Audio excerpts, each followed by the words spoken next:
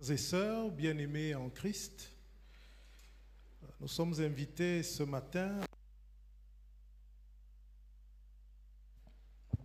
pour cette circonstance, ce culte au cours duquel nous lui rendons grâce, parce qu'il a mis à part Jessica, notre sœur en Christ. Et la parole de Dieu que nous allons lire est tirée du livre des Juges. Le livre des Juges, le chapitre 4. Nous lirons les 15 premiers versets. Le livre des Juges, le chapitre 4, les 15 premiers versets. Seigneur, notre Dieu, notre Père en Jésus-Christ, toi qui nous as levés ce matin,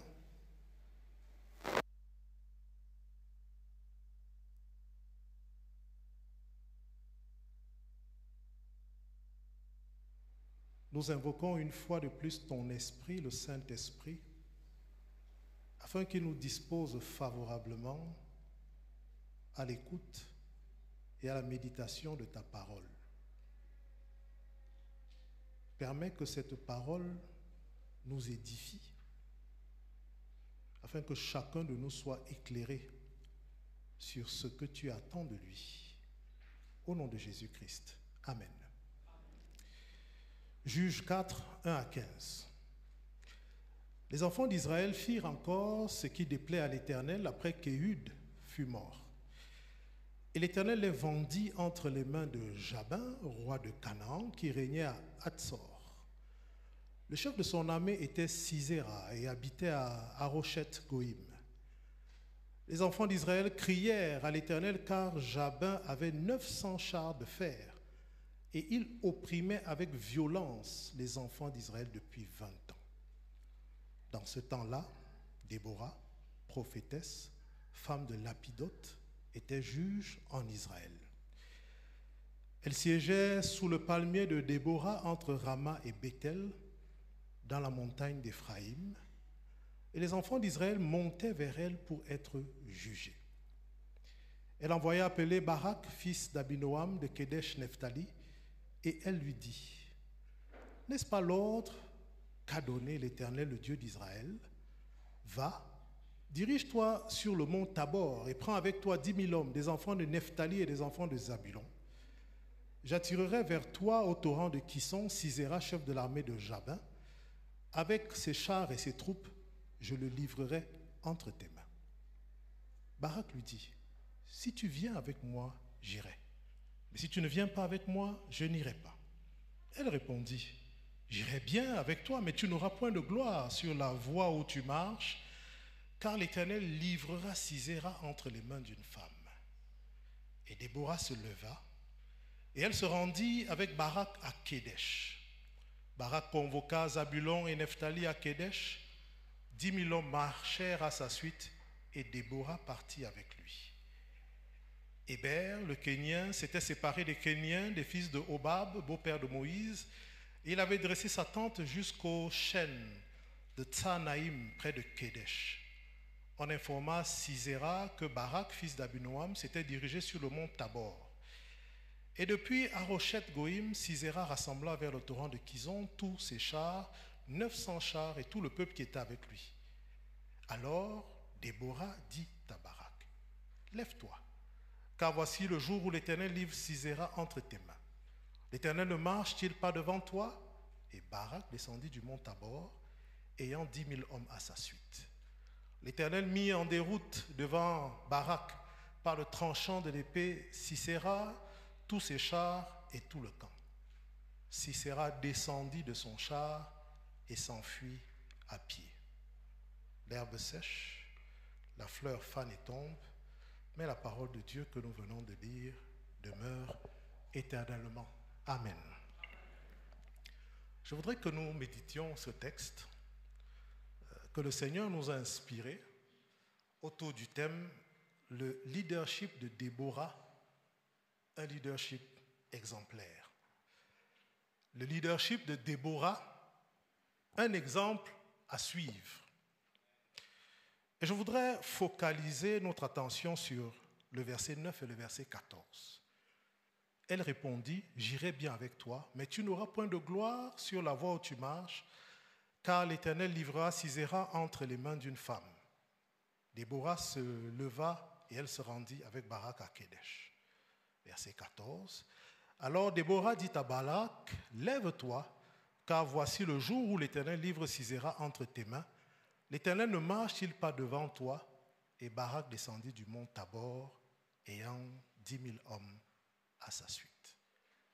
Alors, comment est-ce que le leadership de Déborah peut nous enseigner à vivre notre foi, peut nous enseigner à accompagner la pasteur Déborah dans sa mission, peut à pasteur Jessica dans sa mission, peut enseigner à Jessica comment relever les défis que le Seigneur placera sur sa route.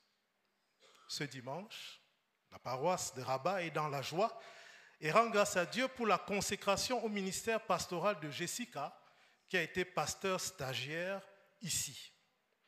Cet événement nous donne l'occasion d'interpréter les Écritures pour notre édification.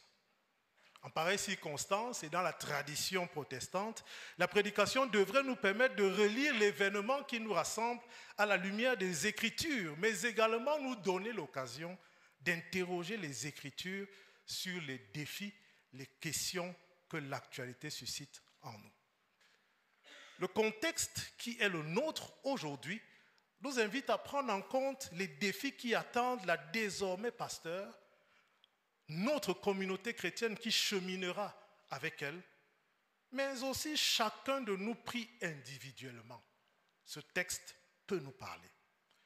Parmi les défis qui me viennent à l'esprit, il y en a 3. D'abord, il y a la spécificité d'être une femme au service de Dieu comme pasteur en Afrique, avec ce que cela comporte comme défi, à savoir les influences du féminisme avec ses nuances qui vont de la tendance à l'indifférenciation sexuelle. Une certaine tendance du féminisme donne l'impression que hommes et femmes n'ont pas de différence. Une autre tendance de notre société semble vouloir reléguer les femmes à des rôles de second plan.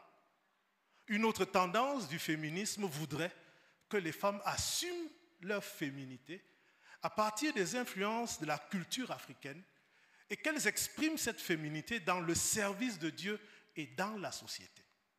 Donc être pasteur en Afrique, c'est parfois être ballotté entre toutes ces différentes tendances, ces différentes compréhensions du rôle de la femme dans la société et dans l'Église, tendances qui s'opposent parfois entre elles. Le deuxième défi, c'est celui du ministère de pasteur.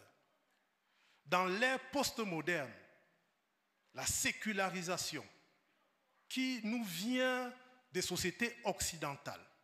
Et la sécularisation et l'ère postmoderne sont marquées par la relativisation, la détraditionnalisation, la désinstitutionnalisation et la désacralisation. Je vais expliquer.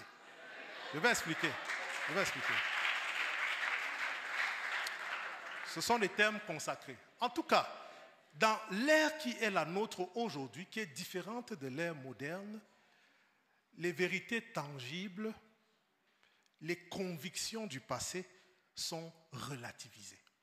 Par exemple, le mariage. Traditionnellement, le mariage a été considéré comme l'union entre un homme et une femme. Je ne sais pas si on se comprend. Mais dans l'ère postmoderne, il y a d'autres compréhensions du mariage que je préfère ne pas citer ici. Détraditionnalisation. L'Église elle-même, la tendance aujourd'hui, c'est à désinstitutionnaliser l'Église. C'est-à-dire, c'est de réduire l'Église à sa plus simple expression en diminuant au maximum la hiérarchie. Et l'une des conséquences de la désinstitutionnalisation et de la désacralisation, c'est que vous voyez que de plus en plus, on participe à des célébrations liturgiques sans tenue liturgique consacrée. Donc de plus en plus, on sert sans avoir de soutane ou de robe pastorale. C'est une ère, c'est la philosophie de notre époque. Alors, quelle est la place réelle du pasteur aujourd'hui quand le sacerdoce universel des croyants est compris par certains comme une absence de spécialisation dans l'exercice des ministères? La tendance aujourd'hui, c'est que puisque tous les baptisés sont appelés à servir Dieu, les uns et les autres ont du mal à considérer que Dieu appelle chacun selon une vocation spécifique. Et nous avons tendance à semer la confusion dans les ministères. Puisque nous sommes tous enfants de Dieu, chacun de nous peut faire ce que l'autre est appelé à faire. Quelle est donc la place du pasteur dans ce brouhaha et dans cette confusion? Troisième défi, la jeunesse. La jeunesse n'est pas toujours valorisée parce que l'on a tendance dans nos sociétés gérontocratiques, c'est-à-dire les sociétés africaines donnent la préséance aux aînés, aux personnes âgées. On a tendance dans nos sociétés à privilégier l'expérience et à sous-estimer la jeunesse, synonyme d'inexpérience. Voilà 3 défis auxquels Jessica et chacun de nous, en ce qui le concerne, peuvent être confrontés lorsque nous rendons grâce à Dieu qui a mis à part Jessica, notre sœur, comme pasteur. De quelle manière est-ce que Déborah, la seule femme juge qu'Israël ait connue avant la monarchie, nous interpelle aujourd'hui comme un exemple à suivre? Et nous allons le découvrir en 3 points. Sa présentation et puis son attitude. La présentation de Déborah dans le texte que nous avons lu nous donne une idée de sa personnalité, de son parcours, mais surtout de sa place dans sa communauté. Elle est présentée par le texte que nous avons lu comme une femme mariée à Lapidote, une femme mariée qui était prophétesse et juge en Israël. On se rend compte que sa présentation est faite sur 3 dimensions, sur 3 aspects de sa vie conjugale et familiale, sa vocation, son appel par Dieu comme prophétesse et son rôle dans la société juive comme juge. Et cette présentation peut déjà nous renseigner sur son statut et son rôle de l'époque. Déborah était une femme bien intégrée qui respectait les règles de sa communauté et qui honorait ses parents. Vous le savez, les jeunes filles en Israël devaient se marier à un certain âge pour faire honneur à leur famille. Et l'évocation de son statut matrimonial, sans autre précision, nous indique qu'elle assume, au vu de la société, son rôle d'épouse. Rien n'indique aux yeux de sa communauté qu'elle délaisse son foyer pour servir Dieu comme prophétesse et comme juge. Et c'est probablement l'une des raisons pour lesquelles le rédacteur du livre des juges mentionne cet aspect de sa vie, parce que cela devait être l'un des moyens par lesquels elle était reconnue dans sa communauté, l'épouse de Lapidote. Aujourd'hui, il y a des personnes qui délaissent leur vie de couple ou leur vie de famille à cause de leur ministère, à cause de leur travail ou à cause de leurs engagements. Hommes ou femmes, il nous arrive souvent de nous comporter comme si notre vie de couple, notre vie de famille est incompatible avec notre vie professionnelle ou notre engagement d'église. Nous privilégions l'un et nous négligeons l'autre. Le narrateur du livre des juges n'a pas trouvé de défaillance à attribuer à Déborah sur cet aspect de sa vie. Sinon, il l'aurait mentionné, comme il a mentionné que les enfants d'Israël s'étaient éloignés de Dieu en faisant ce qui est mal à ses yeux. En cela, frères et sœurs bien-aimés, nous sommes invités à rechercher l'équilibre entre les différents aspects de nos vies. Comme l'a enseigné et écrit saint Augustin, les chrétiens sont à la fois citoyens du ciel et citoyens de la terre.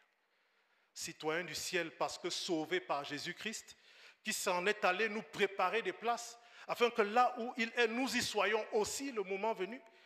Citoyens de la terre parce que Dieu a voulu que nous naissions sur cette terre, dans une nation, dans un pays dont nous devons respecter les règles et les usages. Nous sommes donc invités à rechercher l'équilibre entre les différents aspects de nos vies. Croire en Dieu, être disciple du Christ, cela devrait se manifester au quotidien par notre manière de vivre sur terre. De plus, Déborah fait partie des juges que le peuple d'Israël a connus après son installation à Canaan. Les juges sont des leaders choisis par Dieu pour conduire le peuple d'Israël avant l'instauration de la monarchie. Ils ont des pouvoirs étendus. Ils prononcent des jugements sur les différends qui opposent les enfants d'Israël entre eux. Ils conduisent le peuple lors des batailles militaires. Ils jouent le rôle de berger de la nation d'Israël. Il n'y a aucune information qui indique pourquoi Déborah a été choisie comme juge à cette époque, ce d'autant plus qu'elle est une femme dans une société qui donne l'impression d'être patriarcale. Il est juste précisé qu'elle était prophétesse, c'est-à-dire qu'elle avait reçu la vocation de Dieu pour révéler sa volonté à son peuple. Et le texte que nous avons lu précise qu'elle était régulièrement consultée par les enfants d'Israël. Cela indique que ces révélations étaient considérées comme fiables par sa communauté. Les enfants d'Israël lui faisaient confiance. Les enfants d'Israël lui reconnaissaient le statut de servante de l'Éternel. Les enfants d'Israël appréciaient ces interprétations de la volonté de Dieu, comme j'ai suivi dans le témoignage que les prédications de Jessica sont très appréciées. Le leadership de Déborah nous interpelle aujourd'hui à 2 titres, puisque dans sa communauté, elle était reconnue comme une femme qui fait honneur à sa famille et à sa société, mais aussi comme une femme que Dieu a appelée et utilise puissamment au milieu de son peuple. Son attitude va nous permettre de tirer exemple pour nous aussi. 2 points. D'abord, Déborah est fidèle aux révélations reçues de Dieu qu'elle communique aux personnes concernées. Elle ne s'écarte pas de ce que Dieu lui demande de dire. Je cite les versets 6 et 7. Elle envoya appeler Barak, fils d'Abidoam, de Kedesh Nephtali, et elle lui dit, « N'est-ce pas l'ordre qu'a donné l'Éternel, le Dieu d'Israël? Va, dirige-toi sur le mont Tabor et prends avec toi 10 000 hommes des enfants de Nephtali et des enfants de Zabulon. J'attirerai vers toi au torrent de Kisson Sisera, chef de l'armée de Jabin, avec ses chars et ses troupes, et je le livrerai entre tes mains. » Dans cet extrait, Déborah fait appeler Barak, un des chefs militaires des enfants d'Israël, pour lui révéler que Dieu va livrer Sisera, chef de l'armée de Jabin, qui depuis 20 ans maltraite le peuple d'Israël avec sa puissante armée. En effet, comme nous l'avons suivi dans la lecture, le peuple d'Israël s'étant détourné de la volonté de Dieu, Dieu les a abandonnés entre les mains de Jabin, Jabin qui avait un chef militaire redoutable et une armée puissante. Tellement puissante que le peuple d'Israël ne pouvait pas faire face à cette armée. Et c'est Déborah qui est choisie par Dieu pour faire passer le message à Barak afin qu'il prépare la riposte d'Israël face à Sisera. Et lorsque Déborah a fait savoir à Barak qu'il a été choisi pour combattre Sisera en s'unissant à 2 autres tribus, il insiste pour qu'elle l'accompagne. Et je pense que cette insistance de Barak pour que Déborah l'accompagne est le signe de sa peur. Comme je l'ai dit, Sisera était redoutable. Et Barak ne pense pas qu'il a la capacité de faire face à son armée. Mais il est convaincu que Déborah a avec elle la puissance de Dieu. C'est la raison pour laquelle il souhaite que Déborah l'accompagne afin que dans sa faiblesse, la puissance de Dieu qui utilise Déborah l'aide à avoir la victoire. Or, l'attitude de Déborah devrait nous interpeller. Ayant compris que Barak a peur, elle préfère continuer d'assumer la mission que Dieu lui a donnée, c'est-à-dire de faire connaître à Barak la volonté de Dieu et de l'accompagner dans la réalisation de la volonté de Dieu sans prendre sa place. C'est pourquoi elle lui précise que si je viens avec toi, je risque de prendre la gloire à ta place. Le faisant, elle nous montre qu'elle assume son rôle en se souciant de la valorisation des efforts et de la dignité de Barak. Elle nous montre qu'elle n'est pas égoïste, qu'elle n'est pas avide d'honneur, qu'elle n'est pas avide de gloire personnelle, mais surtout qu'elle se contente du rôle qui lui est attribué par l'Éternel, sans chercher à prendre la place que l'Éternel a attribuée à quelqu'un d'autre. Barak lui dit, si tu viens avec moi, j'irai. Elle répondit, j'irai bien avec toi, mais tu n'auras point de gloire. Aujourd'hui, frères et sœurs, nous sommes confrontés aux besoins que nos contemporains ont d'être valorisés, reconnus, applaudis, félicités, voire même déifiés. Certains parmi nous ont tellement besoin de la reconnaissance des autres qu'ils sont prêts à dévaloriser ceux qui sont appréciés pour donner l'impression qu'ils sont les seuls à être capables de faire ceci ou de faire cela. Certains parmi nous ne supportent pas que d'autres personnes puissent être appréciées ou être valorisées. Et vous allez voir généralement lorsque vous appréciez un frère ou une sœur. Ah, mais est-ce que tu as vu, je prends, puisque c'est Jessica qui a l'honneur aujourd'hui, est-ce que tu as vu, Jessica prêche très bien. Quelqu'un va vous dire, non, mais c'est moi qui l'aide souvent à préparer ses prédications. Ou bien quand elle faisait ses études, c'est moi qui lui donnais souvent les livres. Je ne sais pas si on se comprend. Ou bien quand elle prépare ses prédications, c'est moi qui relis souvent les prédications pour qu'elle soit sûre que... Ou bien, donc, vous allez remarquer qu'il y a des gens comme ça, qui ne supportent pas qu'on puisse dire de bien de quelqu'un d'autre sans qu'ils n'ajoutent quelque chose à leur avantage. L'attitude de Déborah nous montre qu'elle a ce qu'on appelle aujourd'hui l'esprit d'équipe. Elle sait quel est son rôle au sein de son peuple et elle respecte le rôle des autres. De plus, elle obéit fidèlement à la révélation de Dieu. Frères et sœurs bien-aimés en Christ, pour servir Dieu aujourd'hui, il est important d'avoir un esprit d'équipe et de savoir collaborer avec d'autres personnes appelées par Dieu comme nous aussi. Le Saint-Esprit fournit à chaque église locale des personnes avec les charismes suffisants pour animer l'église. L'église discerne ces charismes et confie des ministères aux frères et aux sœurs en Christ appelés par Dieu. Toutes ces personnes sont invitées à travailler ensemble pour faire avancer l'œuvre de Dieu, chacune selon la vocation et le ministère qui lui a été attribué. De même, sur un autre plan, pour réussir sa vie de couple, sa vie de famille, il faut avoir l'esprit d'équipe. Dieu a créé l'homme et la femme comme égaux et complémentaires devant lui. Cela signifie que les conjoints, en prenant en compte leurs différences, doivent se soutenir, s'entraider, se répartir les tâches, se respecter pour que vive leur union dans l'harmonie. Sur le plan professionnel, pour réussir une carrière professionnelle, il faut également avoir l'esprit d'équipe. Nous sommes appelés à travailler sur le plan professionnel avec, entre guillemets, des subalternes, des collaborateurs ou des patrons, chacun ayant son rôle à jouer. Et ne pas tenir compte du rôle des autres, c'est compliquer notre collaboration et nous mettre en difficulté au sein de notre équipe professionnelle. Le Christ a envoyé ses disciples 2 à 2 en mission. Cela indique qu'ils devaient se compléter et travailler ensemble, chacun respectant et facilitant le travail de l'autre. Nous sommes invités à nous éloigner des états d'esprit marqués par la concurrence. Je dois faire plus que les autres. Ou je dois montrer que moi je fais mieux que les autres. La jalousie. Je ne supporte pas que quelqu'un d'autre fasse aussi bien, sinon mieux que moi.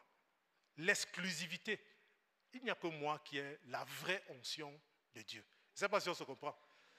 Les autres ont une onction à peu près de ce que moi j'ai reçu et l'égoïsme. Tout pour moi et rien pour les autres. Il s'agit de ne vouloir que notre réussite au détriment de la valorisation des autres. Il s'agit plutôt de chercher dans quelle mesure notre équipe peut remporter des victoires, chacun jouant le rôle qui lui a été attribué. Et c'est en cela que le leadership de Déborah est exemplaire dans son attitude vis-à-vis de Barak. Deuxièmement, et enfin, Déborah accompagne Barak dans son rôle de chef militaire. Parce que ce qu'elle a reçu de Dieu comme révélation et comme mission, c'est que c'est à Barak de conduire l'armée d'Israël pour vaincre Sisera, chef militaire de Jabin. Dans le verset 14, Déborah dit à Barak, « Lève-toi, car voici le jour où l'Éternel livre Sisera entre tes mains. L'Éternel ne marche-t-il pas devant toi? Et Barak descendit du mont Tabor et en 10 000 hommes à sa suite. Déborah transmet à Barak le message qu'elle a reçu de Dieu à son sujet et elle l'encourage à accomplir sa mission malgré la peur qu'il a. Sisera est un chef militaire redoutable avec une armée puissante. Et comme je l'ai dit précédemment, si Barak demande à Déborah de l'accompagner, c'est bien parce qu'il redoute l'affrontement avec Sisera qui menace son peuple et l'opprime depuis 20 ans sans qu'Israël n'ait pu lui faire face. Donc Barak a du mal à imaginer qu'il est capable de remporter la victoire face à Sisera. Déborah, ayant compris cela, l'encourage, le stimule, le fortifie et le met en avant pour qu'il puisse accomplir la mission confiée par Dieu. Dieu ne marche-t-il pas devant toi? Une manière de lui dire qu'en fait, ne t'inquiète pas. Dieu est devant toi, accomplis la mission qu'il t'a confiée. Le rôle d'un leader, c'est aussi de motiver les membres de son équipe à avancer dans l'exécution de leurs tâches, malgré les difficultés qu'ils rencontrent. Aujourd'hui, frères et sœurs, nous passons beaucoup de temps à critiquer, à dénigrer, à blâmer, à nous moquer de ceux ou celles qui ont du mal à accomplir convenablement leurs tâches ou à remplir leur mission à cause des difficultés rencontrées. On a l'impression que la tendance dans nos différents groupes, c'est de nous réjouir de l'échec de nos frères et de nos sœurs. Parce que quelque part, ça nous valorise que les autres échouent. Ou alors, ça nous rassure. Comme les autres échouent, ça veut dire que nous ne sommes pas si minables que ça. Or, Déborah nous donne un exemple à suivre, une autre manière de faire. Elle nous invite à nous encourager mutuellement, à nous entraider, afin que chacun de nous puisse surmonter ses peurs, ses difficultés et ses défaillances pour faire face à ses responsabilités. Je crois que si Déborah était à la place de chacun de nous, lorsque Barak lui disait vraiment pardon et accompagne-moi parce que je sais que si tu n'es pas là, je ne vais pas réussir. Je crois que le langage que nous aurions tenu, c'est que vraiment je savais. Je savais. Si je ne suis pas là, vous ne pouvez rien faire. Vraiment, toi, Barak, un militaire comme toi, bon, en tout cas, comme tu as besoin de moi, je vais te suivre. Ce n'est pas ce que Déborah a fait. Déborah lui a dit, non, tu peux, parce que Dieu est avec toi. L'une des tâches des pasteurs aujourd'hui, c'est de fortifier, c'est de soigner les brebis du Seigneur lorsqu'elles sont affaiblies, blessées ou meurtries par les difficultés de la vie. Pour cela, les pasteurs doivent interpréter les Écritures, écouter, prier, visiter et les choses semblables. Mais les chrétiens ont aussi la responsabilité de soutenir les frères et les sœurs dans la foi par des prières, des exhortations afin de les aider à avancer sereinement dans l'accomplissement de leur mission et de leurs tâches respectives. Ce que Déborah nous donne comme exemple aujourd'hui, c'est que lorsque vous voyez un frère ou une sœur chanceler, tituber, hésiter, paniquer, votre devoir c'est de l'encourager par des exhortations, par la prière, par des conseils et pourquoi même pas en leur prêtant main forte pour qu'ils ou elles avancent sereinement dans leur mission ou leur tâche. Le Christ a régulièrement fortifié et encouragé ses disciples, notamment après sa résurrection, car ils étaient apeurés à cause de sa crucifixion et de l'hostilité des chefs religieux juifs. Il leur a rendu visite, il leur a donné à manger, en leur demandant de ne pas avoir peur. Il leur a promis le Saint-Esprit pour les aider à témoigner de lui. Aujourd'hui, frères et sœurs, nous avons cette même assurance que le Saint-Esprit nous aide à surmonter les difficultés et les obstacles que nous pouvons rencontrer pour servir Dieu et avancer dans la réalisation de nos projets. Que ces obstacles soient liés à nos défaillances personnelles, à la malveillance de ceux que nous côtoyons ou aux réalités du contexte dans lequel nous vivons, nous sommes sûrs que l'Esprit de Dieu nous vient en aide pour surmonter les obstacles et témoigner de l'amour de Dieu dans nos vies. Et le Christ a promis d'être avec ses disciples tous les jours jusqu'à la fin du monde. Après avoir accompagné Barak à la victoire, Déborah a entonné un cantique d'action de grâce pour remercier Dieu de la victoire obtenue grâce au travail d'équipe. Dans ce cantique, elle met en avant tous ceux et celles qui ont participé à la victoire que Dieu a donnée au peuple d'Israël. C'est ce que nous faisons aujourd'hui. Nous rendons grâce à Dieu parce qu'il a accompagné Jessica sur son parcours. Il l'a mis à part comme pasteur et nous prions qu'il continue de la bénir, de la soutenir dans son ministère de pasteur et que chacun de nous puisse participer à la réussite de son ministère. Amen.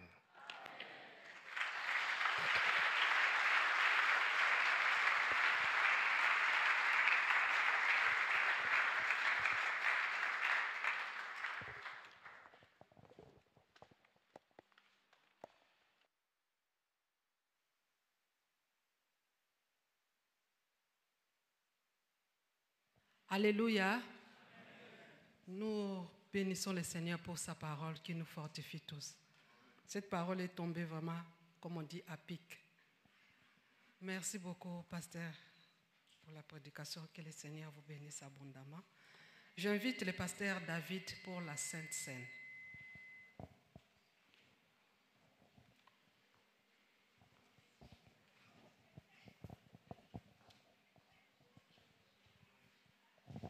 Donc, j'invite tous ceux qui vont participer à la scène de veuillez venir pour participer.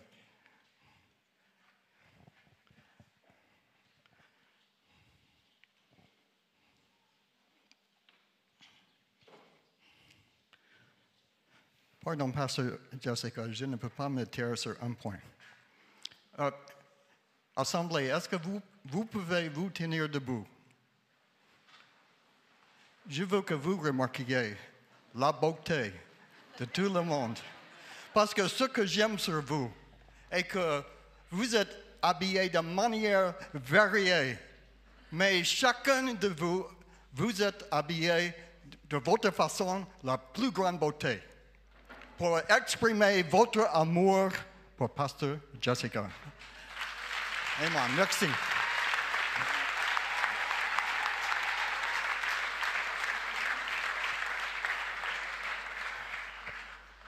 Pardon. Donc, merci.